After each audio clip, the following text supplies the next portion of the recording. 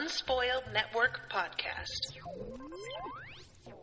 This is Spoil Me, covering the Afterparty, Season 1, Episode 6, Zoe. In this episode, Zoe, her POV is just delightful. It really is. And I had all of my expectations fulfilled by getting to see what she went through that night. This was wonderful. Welcome to Spoil Me.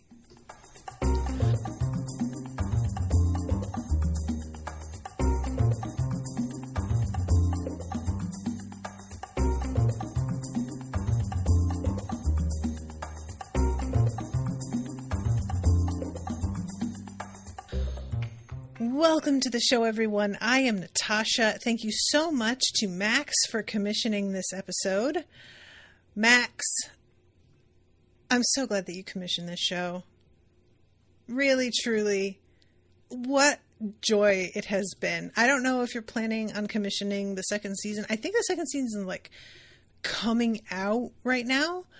And I also, I keep meaning to talk about this and not really knowing exactly how to handle it, but the writer's strike is still going on. I'm recording this in August of 2023, and I don't know if because the next season is dropping at the moment, if it's sort of like a bad call to review it as it's coming out, because that reads as sort of like support. And even though this is a season that's already dropped, if it's a current show, maybe this is also kind of a questionable thing. It's just really tricky to know what the right thing to do is, because my instinct is to be like boycott, but they say not to do that. So you know what I'm saying? Anybody listening who has a particular stance on this, I know that there have been some statements made about the way that influencers should handle reviews.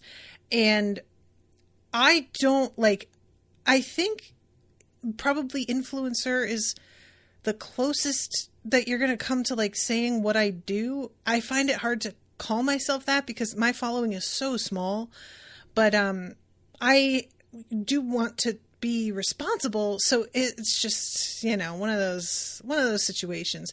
But support the writers, support actors, and just, I cannot believe that one of the executives basically was like, well, once they start getting their homes foreclosed on, I guess they'll be ready to actually negotiate. And I'm just like, wow, you really said it out loud like you were in a fucking 80s movie, like the villain in, you know what I mean? Anyway, so let's get back to this episode, because Zoe has, decided to put herself out there, and she's trying to make a point, which we don't really get a complete wrap up on what she means by that. But I feel like she knows more about what happened to Xavier than she's saying right now.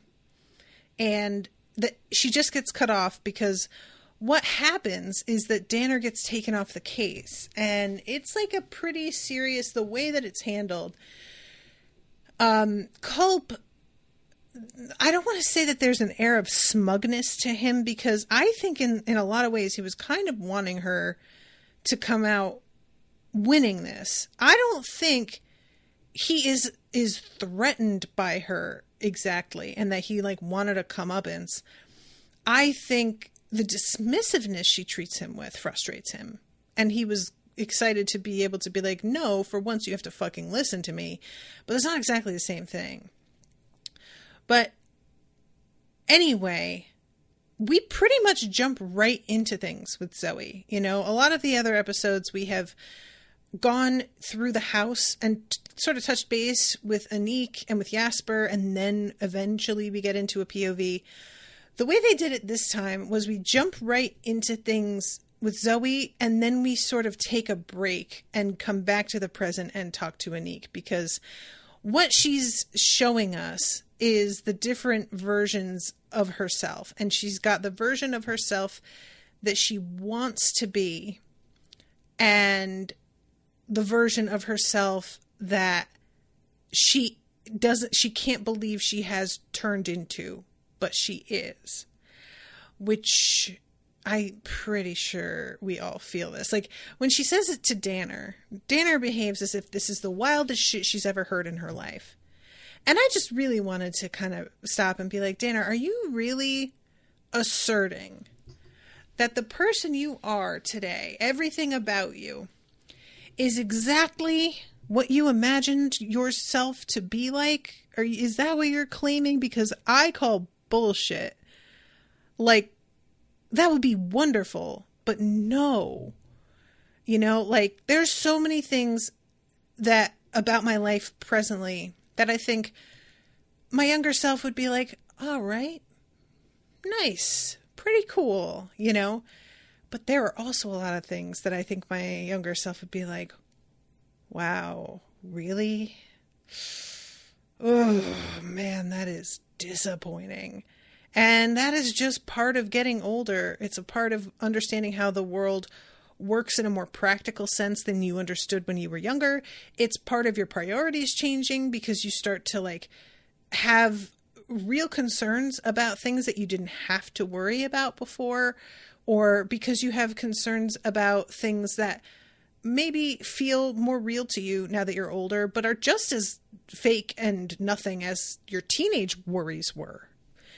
That can also happen. We try and act like, oh, when I was a teen, I didn't know what problems really were. Now I know. And then you talk to people and some of the problems they have, you're just kind of like, that's still teenage drama shit. It's just that you're older now. So you act like it's a different thing. But she is seeing herself like turn into the teacher that used to argue with her about how her skirts were too short. And she says that there's like a party version of herself that she keeps locked up. And because she was going to this event, she decided to let that side of herself out. And we get to see it actually emerge from her body in a slightly cooler outfit. Its skirt is shorter. Her skirt is shorter. Her hair has like the red highlights and is a much more like funky, wild style. And she has a list that she made and then tore up and then taped back together, which I'm really enjoying how much this list, like how much the taping things back together is a theme in this show. So I paused on the list. So let's see, where we do something embarrassing. See the sunrise. Take an Instagram-worthy skinny arm pic with the gens. I don't know what the skinny arm is. It looks like it's a one of those selfies where your hand is going from far away, that based on the like little illustration she has. I love that she has an illustration of herself on here saying, going to eat so much bread. After that being what she said to Aniq, it turns out she had literally planned ahead to eat bread. Kiss someone new. Look for a secret spot for tasteful graffiti.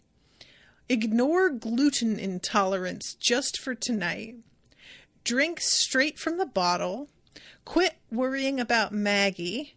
Nab something small from Xavier's house. Allow a single man to... Ooh, what does that say? Ask, oops.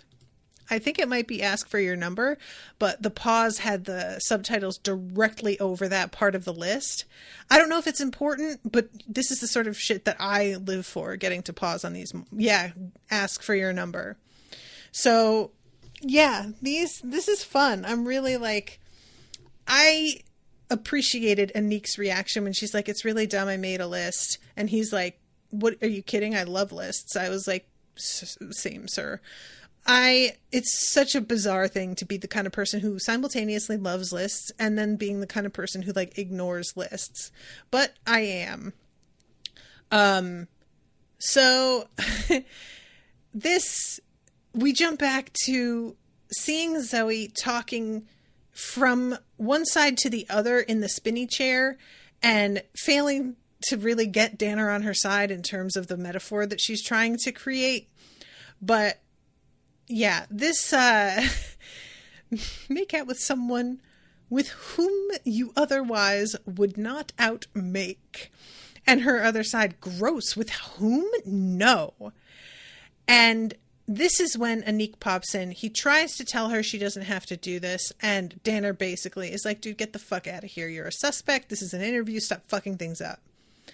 And Aniq is with Jasper here. I was really like, because he's panicking a little bit. He tells Jasper, answer your phone. And Jasper is like, what do you mean? And he says, I called your phone and I left mine in the studio. That way we can listen from the other phone. So I'm like, that is actually a pretty good idea. So Jasper is like, all right, cool. We're going to put in these earbuds and the battery is dying. They have to find a charger. Eventually they get to a spot where Jennifer is charging her phone. It's Jennifer 1 because she's the only one that we even know where she is. And she gets really mad at them for unplugging before she's at 30% because it's extremely rude. But also, if they're actually at 5%, you not letting them charge for just a second is more rude, lady. Like, it genuinely is. And the fact that she's like, she's in a ditch trying to text me and she can't because her phone is dead. You are looking at your phone. That's not what's happening. They give up way too quick, in my opinion. Her attitude would make me dig my heels in. I am a contrary bitch, and I totally will admit to that. I cop to it. But legit, you give me this kind of shit when I'm just trying to charge my phone for 5 minutes, you can get fucked. I will literally take the charger out of the wall and leave and lock myself in the bathroom with it just to be like, fuck you then. So anyway, they're trying to do this with their ear pods and walking away to act casual, like they're not both listening to the same thing. But they can't separate that far with the same like set of AirPods in without it going haywire. So they wind up having to stay together. And later on, Culp tries to talk to them about what they're listening to, and they keep on insisting that it's music. And I kept sort of being like, why don't you just play music? And I forgot that if he hangs up the call, they're not getting reconnected again. Like, you can't. What's Aniq gonna duck back into the room and recall him? That's like, Danner's gonna freak out. So it's basically keep this connection or you're screwed. And the whole like the bit with Culp was really funny because he is trying to get them to admit the thing and be like passive aggressive more about it until he finally is just like, just let me listen to the AirPods, you know? Oh my God, I forgot that when she walks up to Brett, he says, when I have to pee, my balls hurt. She says, where's Maggie? And he begins to talk and his mouth just turns into a giant butt. And every time he says anything, it just comes out as a fart noise. And Zoe, coming back to the present, says, that is what he sounded like to me. And Danner says, like, he had a fart for a mouth. Yeah, so you've met him. Oh my God, that was a good line and well delivered. Like, it was just well done. We have her running into Aniq, and like, what I really enjoyed, because like, you guys remember back when I was doing Aniq's POV with the very first episode, I didn't really know what to think because Zoe seemed very into Aniq. And then when Xavier rolled up, it seemed like she was actually super excited about Xavier too. So what I sort of went with was she prefers Aniq, but Xavier is at this point a massive celebrity. He's got an actual helicopter, and the whole situation with him is the kind of like special, weird sort of experience that if you don't take advantage of going with him and seeing his house and hanging out at a party he's throwing now, literally, when is that ever going to come up for you again? And I can't even be mad at that. You know, I think a lot of people would consider it really shallow to be like, oh, well, now he's a celebrity and you want to hang out with him. Yeah. Yeah. Why not? Like, people's lives change dramatically when they gain a certain level of success. And I'm not saying that now I want to be his best friend, but he offers me a ride in his helicopter to his stunningly beautiful home with a private beach to go to a really excessive party that he is throwing for everybody that I know. And he's paying for everything. Of course I am wanting desperately to go to that. Like, it's not even a question. So really what I was thinking was simply, she prefers Aniq romantically, but she is letting herself get swept up by Xavier because it's a sort of once in a lifetime thing. And she, you know, can't help but be curious and want to do something a bit wild. And mostly that is true. But there's this other voice that I just didn't want to believe was there.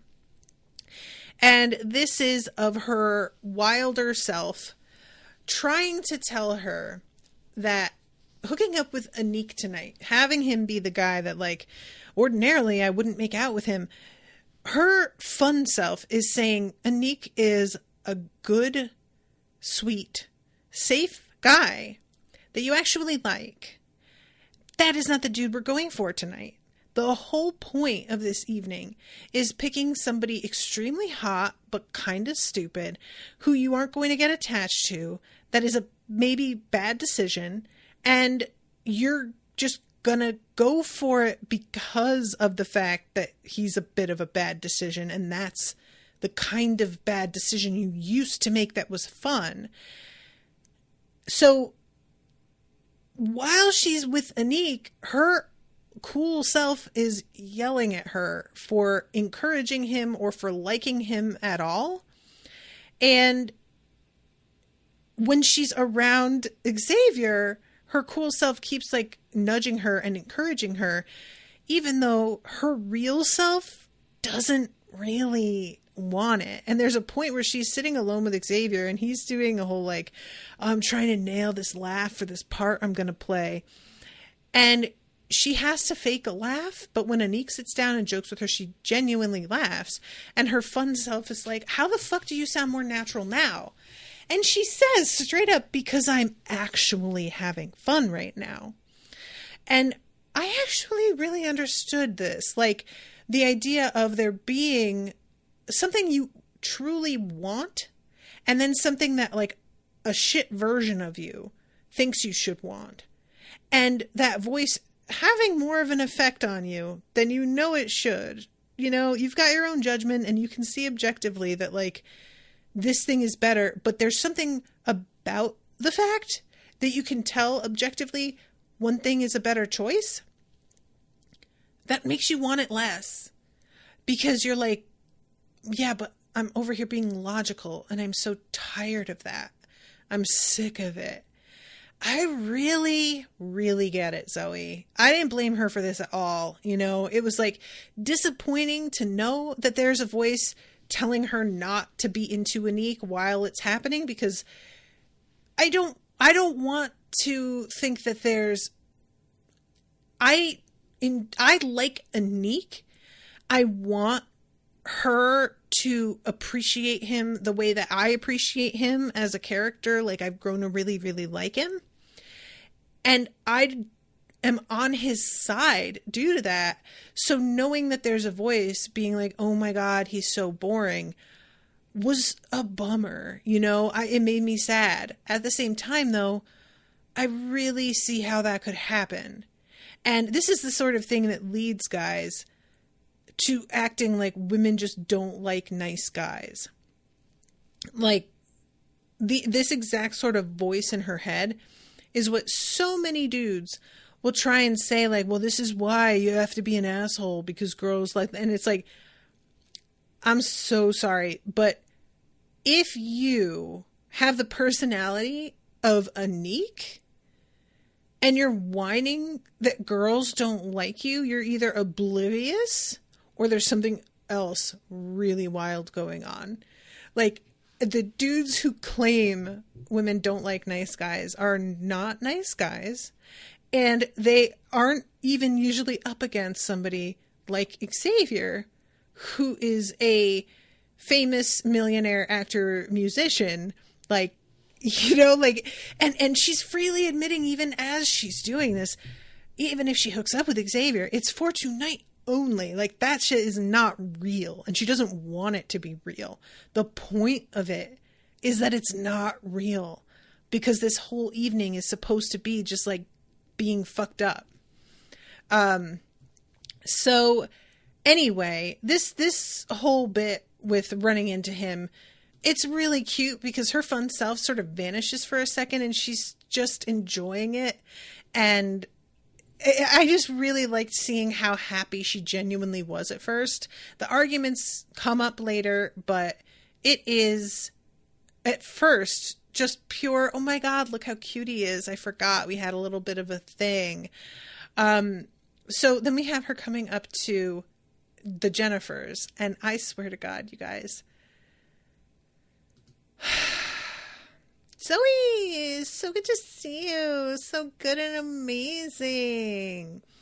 So Zoe says, oh my God, guys, remember prom? I can't wait to catch up and get fucked up like we used to.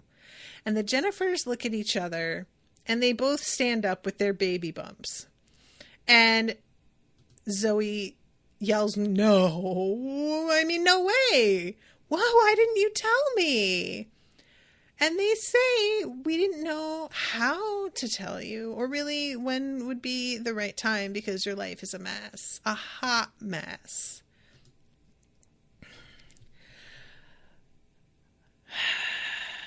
The way I would ruin these bitches' day. I absolutely cannot. These Jennifers need to be stopped. Somebody has to do something. And I'm seeing that there's only 2 episodes left. We've got one wildly, the next one, from Detective Danner's POV, which I don't know what to think about that. And then I saw it already. The final episode is from Maggie's perspective, which is delightful. Oh my God, what? I can't wait. But I really had been thinking that we were going to get an episode from every character's POV. Now, if they do another season, maybe that's what they'll do. And I actually think it's kind of brilliant of them to not go through every single character this season, because then you do have a little something left in the tank. It's the sort of thing that a lot of shows they're not smart enough with, and they kind of put it all out there to make an amazing first season, and then they don't know what to do after because they kind of burnt it all out, you know? So the second season, I have to imagine we've got some of the same faces we have here, and maybe we'll get to see their POVs for that next season. Do not know. But I really thought eventually we were going to have to sit through the POV of one of the 2 gens. And honestly, I'm so glad that we're not as of right now, because they're the worst. They really are. And I don't know what it would even look like, because you could go either the extremely like self-absorbed mean girl route, which is like unfun to watch because it is so mean-spirited, or you could go it's like she's trying to be mean-spirited but doesn't realize she just keeps poning herself, which is a really tricky thing to pull off, but you could. Or you could have it be something a little bit too similar to what happened with Chelsea, where she was seeing absolutely everything as if it was very specifically directed at her, which, granted, that's the whole way that all the POV stuff really works for the most part, is that you misinterpret things as being more about you than they were. But with Chelsea, her thing, because she was so keyed up and paranoid, that's why her POV was so self-centered. And I feel like it would be the same amount of self-centered just without that sort of paranoia, a different kind of social paranoia. And that's just not enough of a change, and it's not fun. So I'm not saying they couldn't pull it off, but I think it'd be pretty tough, and I'm sort of relieved I'm not going to have to watch that. Ari is here. Absolutely. If a hot rich guy I knew back when is into me, I'm not turning that down, right? So this, like, I'm sort of, jumping around here a little bit, but because I already sort of talked about her encountering Xavier and the way that went. But I didn't mention how when she comes in, everybody is giving her like sad eyes because apparently they all know that she went through this divorce and nobody knows how to talk to her about it. I thought that was sort of like, because I don't have that particular experience personally due to not being around the same circle of people that I was in high school when I was married. And then once we got divorced, I left Philly where our circle of friends was, and they were really more another friend's circle. So I didn't really feel like I was leaving almost anybody behind that I truly cared about, except for that one friend and maybe another person. Otherwise, there was nobody that I've like touched base with and checked in on, nobody that I circled back and had the, oh my God, how are you doing?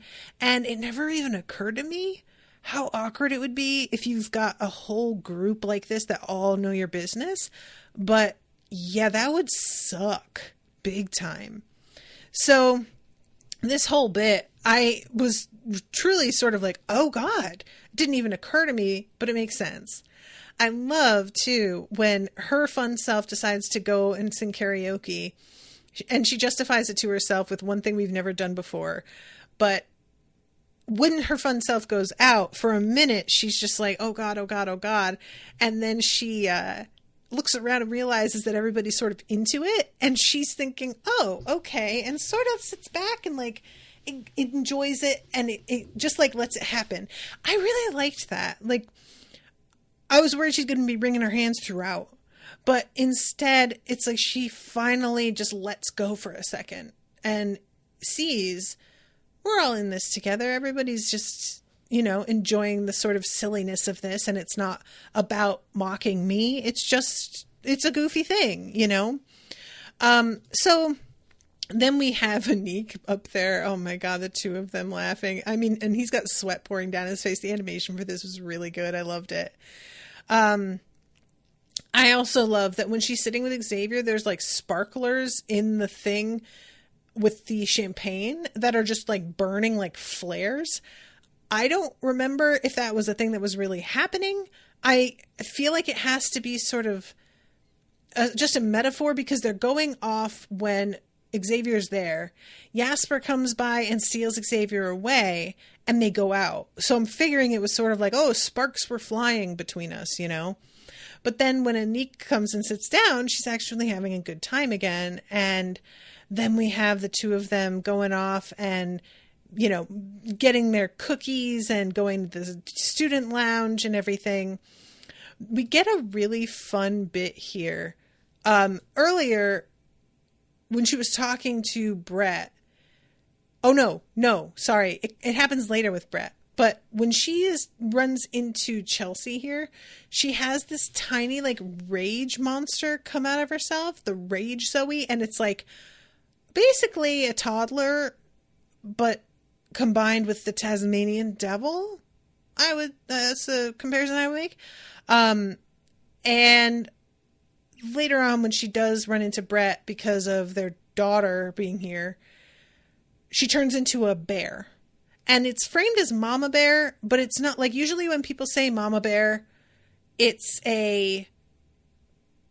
she's protecting her child. And like, you could argue that this is about, I can't believe Zoe, Maggie is here. She needs to be protected and not at this event.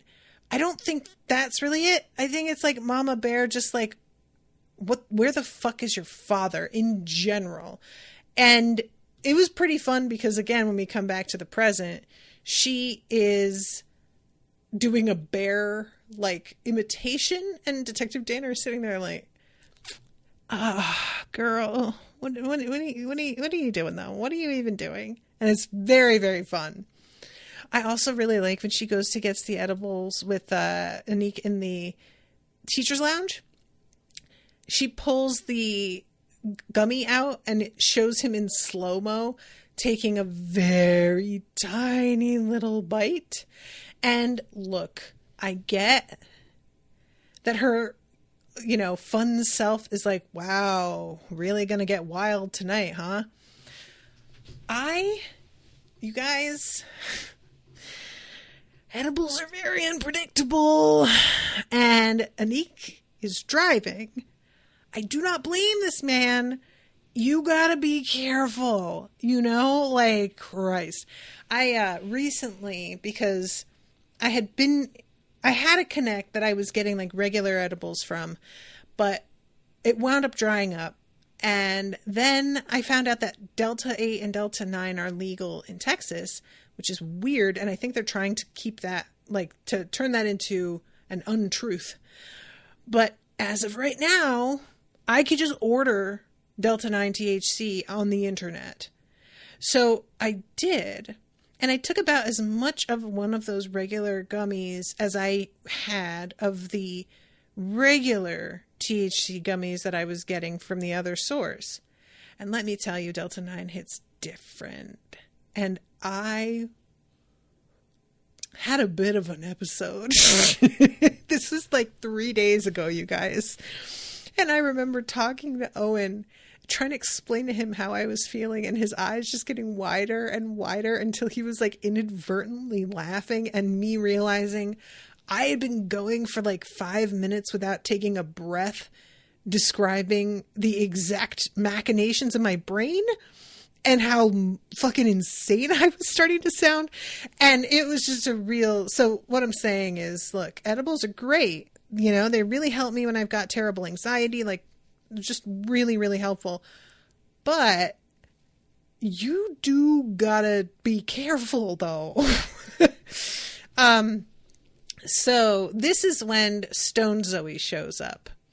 And I love this. Stoner Zoe is sitting like cross-legged, and she's got a little like crop top on, and her hair's all streaked and braided with beads in it. And do you ever think about how deep down we're all just lost children looking for the womb? This reunion is a reunion. And it's really adorable, honestly. Like, I like it. I love that in the background, her rage self is like flattened out on one of the bleachers, like still there, but just sort of for the moment taking a breather. I thought that was really funny. She looks crazy back there. It's like I'm all these different versions of me, right? So is this like me, or a performance of me? And I love Aniq looking at her. Okay, now you're definitely high. Oh, God.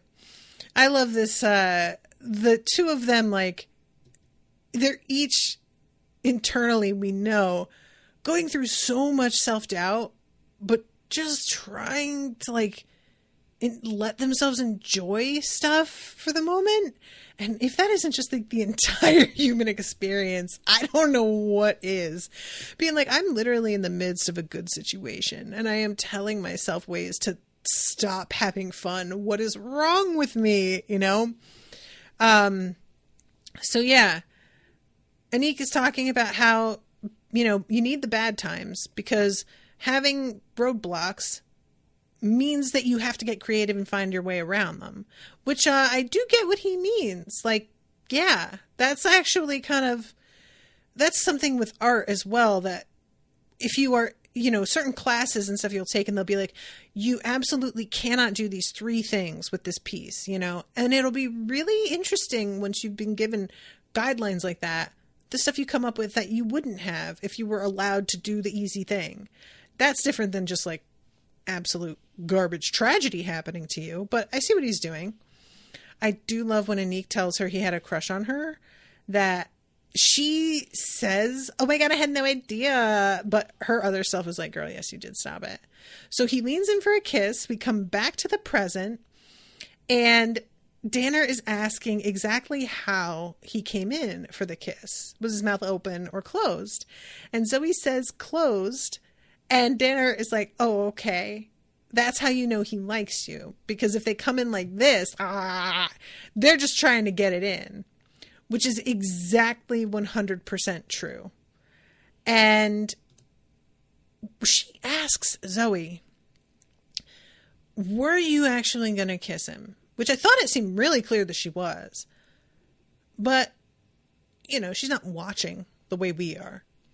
So Zoe tells her, I have literally been kissing the same guy since I was 17. And the whole feel of a new person coming at me was just so weird. And I really get that. Like, just, you know, everything about, if you've been with one person a long time, hooking up with somebody new, you know, everything. Like when I first hooked up with Owen, the first thing that I noticed was how like dry and hot his skin was in comparison to Brendan, because Brendan was like kind of ran clammy a lot of the time, and it didn't bother me really. It was like just, that was just how he was, and I never really noticed it until I was with somebody who was not like that, and I was sort of like, oh, wild. Like everything about the way you feel, how you smell, everything is just different, you know? And I love when she tells Detective Danner, I kissed the same guy since I was 17. She gets an expression of just like, oh God, sweetie, I'm so sorry. Like it's a real, oh, what a tragedy, you know? What if I'm bad at kissing someone else? I don't know how to tilt my head, or if I was going for the top lip or the bottom lip, or if I even wanted to. And I got understood this. So then we have Xavier's unreleased biography. When we come back to the present, Jasper has spotted it. He says, I wonder if he mentions me in it, and he goes to pull it out. And when he does, a panic room opens. Now, he's calling it a panic room. I think that is what it is based on some of the stuff that we see off to the side. We've got some, like, I think that looks like masks for filtering gases. We've got a couple of weapons. There's a lot of toilet paper. I don't know if this is like, you know, it seems to me like it is what it looks like. But Jasper is super unfazed by this, and Aniq is freaking out. There's no service. Once they're in there, they are not hearing anything at all. And so they managed to like find some cameras that are going on here. I love when he says, Jasper, I love you, but if you say panic room one more time, I'm going to flip. I don't know why, because like, I get it that you are panicking, but the panic room is where you're actually safe. And Jasper does say that, and I was kind of like, I don't like it when I'm agreeing with Jasper, but I am agreeing with Jasper right now. We have Culp, who's been following them, and he sees, like, he follows them down the hallway. He saw where they went, but they disappear, it seems, without a trace. So he's standing in the hall sort of looking around at what could be going on.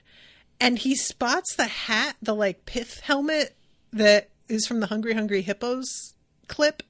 And he puts it on and says, you know, these hippos have lost their marbles. I did really like that moment. He wants this memorabilia real bad. If he got to take that helmet home, can you imagine? Like, he's clearly a super fan. So yeah, this is when Jasper comes over and he says, oh, look, here we go. And he's got the cameras of the rooms in the house. Now, there's no sound is the thing. It's just visual. So Jasper says he can read lips, but when he's attempting to do it here, he's saying stuff like hamburger helper. He's getting it all wrong. We go back in with Zoe. I found Brett managed to not eat him alive, and then I just tried to get back to my evening. And she's saying all of this. I thought it was really interesting, like, that I can assume, I think, what she says here, Aniq doesn't hear. She is, when we go back into the story of her POV, she's with Aniq talking about how she's not going to go home after this blow up with Brett. We're just going to have a good time. And Aniq tells her, well, do you need a ride to the after party? And then we have, Xavier literally swooping in. Her regular self is telling her we can't bail on Aniq. And, oh my God, effortlessly chug and then in parentheses, this is on her list, it says light, I think, with a question. I can't tell what that says. Effortlessly chug something. Steal a centerpiece if it's tasteful. I forgot that she has that one. But yeah, there's an actual argument going on here where her fun self convinces her to leave Aniq there, but clearly her real self is unhappy about it. And as much as her fun self is attempting to get into things with Xavier, her real self is simply not feeling it. She's curious, so she's going to go along with it, but it's not doing it for her. Aniq brings up her artwork. And, not Aniq, sorry, Xavier. And says, you should do my next album cover. You guys, tell me if you think this is a dumb idea. I mean, it's not, but like, what if I'm a tiger, but my fur is like money and I'm being held by a big, hot baby? And what if that baby had a full sleeve tattoo of my face, but not one of those like regular like fat babies, but like a hot one with cheekbones and shit, like he's like cut. I want people to look at it and be like, wow, that baby takes care of its body. I just really want you guys to know how hard I was laughing. Like, one of my favorite things to imagine when we get bits like this in any comedy is what it was like in the writer's room when they were sitting around just saying the most dumbass bullshit they could think of. They must have been losing their shit. Like, that is so absurd. I would never think it up in a million years. And I also want to mention that by the time he finishes this sentence and describing this to her, we're actually at his apartment and she's on the balcony with him and his hat is on, which he didn't have on before. So he actually did do the wardrobe change. So yeah, the animation of him is so good. He's got like this weird sort of heavy eyeshadow thing going on, which I assume he was wearing eyeshadow, but I can't remember it being like this dramatic. So I don't know if it's simply his eye shape that gives him a sort of hooded look, or if he was wearing much more eyeshadow than I really noticed him wearing. I'm willing to believe either one. So Fun Zoe is like, how do we get out of this part of the conversation? And regular Zoe heads in to pull the fire alarm and runs into a poster from Bye Bye Birdie in high school, which she enjoyed being in, and she brings it up like excited that he still has it. And he says he keeps it around to remind himself what a loser he was, which, God, that is so sad. It's really interesting to me, like the idea of gaining success but still being like so hung up on what you used to be like. Of course I understand how that could happen, but allowing that to cause you to feel like deep shame about who you were when you were very young, it's just sad. So yeah, this bit is the two of them talking over how much they enjoyed, like not him and Zoe talking over how much they enjoyed doing this. It's the two versions of Zoe discussing how much they loved it. And this is when he chimes in with, it's so funny, right? In high school, you were like out of my league, and now you're in it. And he walks away and begins singing into his phone. I got over being under you. Are you into being under me? You were out of my league, but now you're into my heart. And it's very clear. He thinks he's like winning her over with this. He really does. Like, he's fucking patting himself on the back. She tries to like change the subject again back to the album art. And when she does, her fun self totally vanishes, which I am assuming is basically any interest she had in sleeping with him is fucking gone.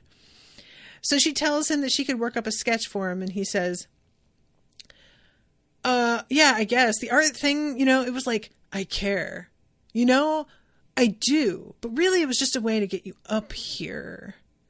Like, women are sometimes awkward about telling me I just want to have sex with you, Xavier, because I'm famous. But I try to ease their discomfort by giving them an excuse to come up to my bedroom. I'm sensitive like that. And then he comes at her with the flappiest lick-a-tongue Pokemon tongue I've ever seen. It's so horrible. When the camera pulls off him and is only on the two Zoes, his tongue is in the bottom of the frame, just wiggling like off camera. It's so upsetting, you guys. I hate it. It's so gross. Oh my God. This is when they get interrupted by Brett, who knocked over his branded shrimp tower. And when he comes in, Zoe once again turns into Angry Bear. This is the moment where it's Angry Bear plus like Rage Machine, and both Zoes dump water on the Rage Machine and carry her out of the situation, which was actually very adorable, and I really liked that. So this is when they find the button, Aniq and Jasper, to get out of the panic room. And they stumble out right into Detective Culp, who is like, what the fuck are you guys doing? They do the whole thing with the earbuds and trying to listen. I swear to God, I have a charger on me. Why didn't you guys just ask? And Jasper says, why wouldn't we ask a police officer for help in a stressful situation? I don't know. Maybe all of human history?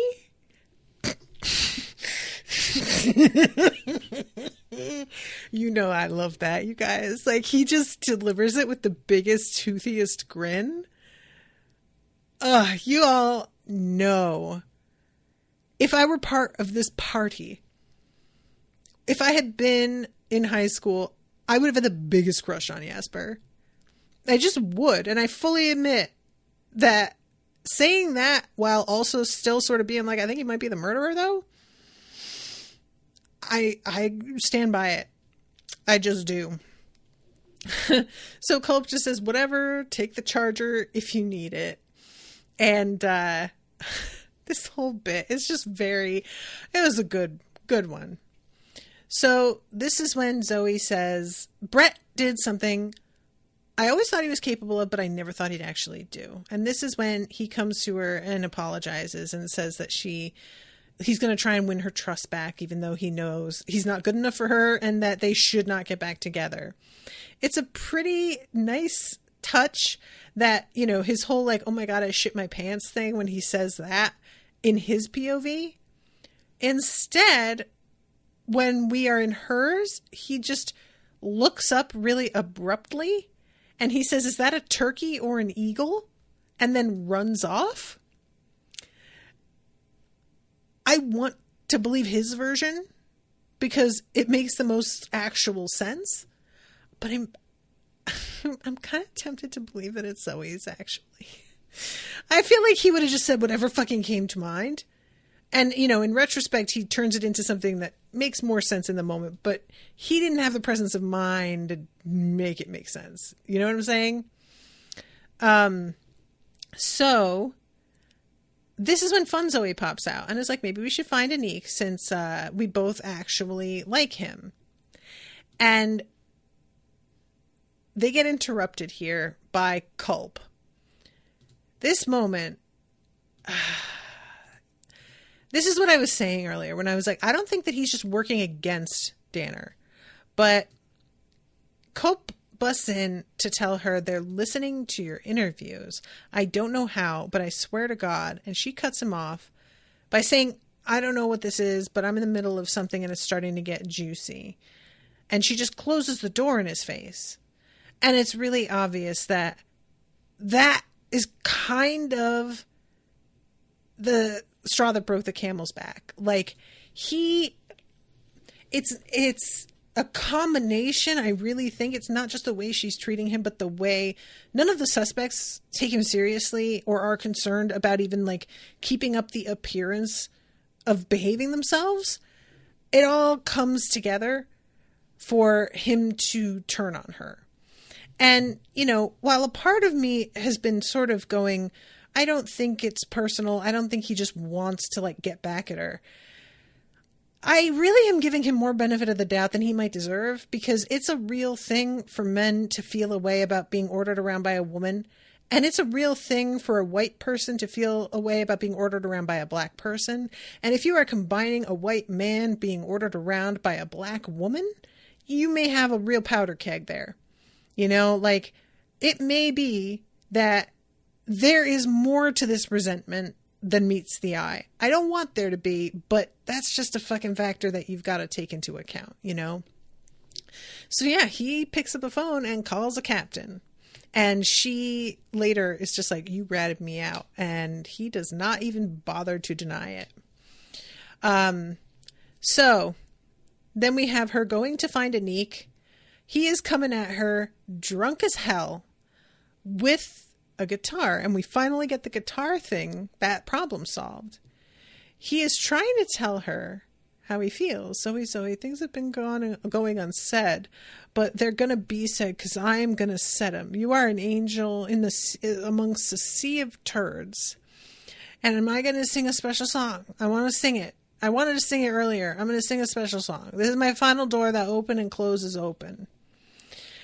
And just as he begins, you guys, it's so awful. He says this song goes a little something like this. He pukes all over the stairs, gets it on his pants. He says, oh no, my pants. He unzips his pants, drops them to the ground, tries to walk, trips and falls onto his own face. And that is how he wound up on the floor with his pants down. He did it to himself, which I think is a little bit of a hint about what happened to Xavier. I've been saying about Jasper, if there were an outside reason why Xavier is dead, I would stand by Jasper. But I'm really beginning to think something happened that Xavier did to himself. I don't know what it is, but I'm going to go with that. So that moment with Aniq, I swear to God, what it must feel like to find out it went down like that. So Fun Zoe is about to be like, I'm out. And regular Zoe says, hey, dude, we keep looking for people to get us to a place where we're having fun, but we actually can just have fun. Did you know that we could just go ahead and do that together? And then her stoner self comes out and is just like, oh, sweet, let's do this. And then her rage self and her mama bear self come out. And this is when she says, one for all and fuck them all. All for one, sorry, and fuck them all. Which, that's a real nice, like, this bit compared to what you would think it was is pretty good. And we see the animation. She's a bear in a dress with one arm, the rage monster, the other arm, the stoned one. One leg is Fun Zoe. The other leg is just a regular leg, but it's a bear leg and a high heel. And then her head is coming out of the bear's mouth, but her hair is streaming off of the top of the bear's head like the bear has like a wig on. It's really something. So then we get a montage of her having shots and just, you know, she goes over and writes on Aniq. She's the one, she wrote on his chest, hang in there, and drew the picture of like a little cat hanging off of a tree, which is adorable. I kind of like the fact that she drew on him. It just makes the thing that could be just bullying kind of affectionate as well. And an inside joke. We see her going through all of Xavier's stuff in his closet, fucking around in the pool. They do some like hallway, what do you call it? Bowling. And then she has the fucking crossbow and the pith helmet. And she is the one who fired the arrow and was like, oh, so sorry about that to Chelsea. And I was like, oh my God, I was not expecting Zoe to have been the one with the fucking, not even a little bit. So this is when all of her selves have a talk about how she can't keep all of the versions of herself locked up all the time and let them out just very occasionally because it builds up and gets really unhealthy. And it ends with her in a sweet sort of self-hug, which I really liked. But then Jennifer too has to come up. And she says, you need to know I will forever have your back. I've been sending Chelsea these psycho little anonymous text messages ever since we got here that are like, back off her house. Or like, stay the F away or I'm going to ruin your life and get canceled on the internet. Isn't that so sneaky of me and also hilarious? And my son, Jackson, with an S, taught me how to do it. He uses it all the time in school until he got suspended for literally no reason. What a perfect, this is the kind of parent she would be, 100%. So this, sorry guys, my dog just got down from his chair. This is when Zoe is just like, I don't want your help and you've never actually helped me before. So what are you even doing? And it seems like she is sort of, coming to a conclusion here. I almost wondered if she was thinking Jennifer 2 was the murderer and going, maybe you're helping me because you're trying to distract from things. We have the chat between her and Chelsea coming to apologize. And she says, I'm glad we talked, but it was just sort of weird. She came in for a hug. And yeah, the whole thing, she says, it ends with, I know that you don't really think Aniq did this. I just don't think you even believe it. And everybody from a different way of telling the story, all of us could have done this, but I don't think anybody did it. I don't think the story went the way you're thinking. And the detective says, so what you're saying is no one killed Xavier. And this is when they get interrupted. And that is the end of the episode. So I'm real excited. I can't wait for next week, you guys. Got the last 2 episodes. Very curious. I'm going to wrap up because my boy needs to go out. Appreciate you guys a lot. Until next time, toodaloo, motherfuckers.